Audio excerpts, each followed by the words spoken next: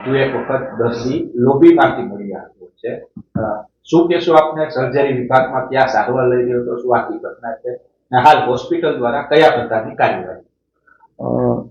એ દર્દી જે છે એ 20 તારીખે સાંજના 7:30 વાગે દાખલ કરવામાં આવેલ હતા અને એમએલસી કેસ હતો.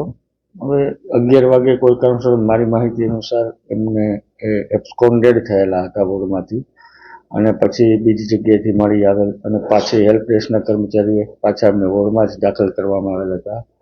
આ સમગ્ર કિસ્સામાં શું હકીકત છે તે બાબતની સીસીટીવી ફૂટેજ, તે વોર્ડના ઇન્ચાર્જ, વોર્ડના રજિસ્ટર અને આ બધાનું નિવેદન લઈ એની તપાસ સમિતિ અને જે સત્ય હકીકત ખરેખર શું થયું છે, સત્ય હકીકત શું છે એ જાણ્યા બાદ જ આપણે આગળ કંઈક બોલી શકશું. અને જે કોઈ આની અંદર ઇન્વોલ્વ હશે, જો ગેરરીતિ કરીને આ રીતનું કૃત્ય થયેલું હશે તો તેની ઉપર કડકમાં કડક પગલાં લેવામાં આવશે.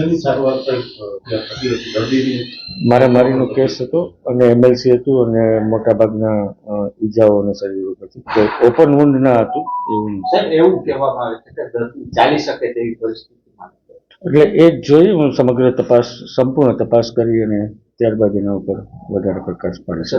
કેટલા દિવસની અંદર આખો રિપોર્ટ આવી જાય?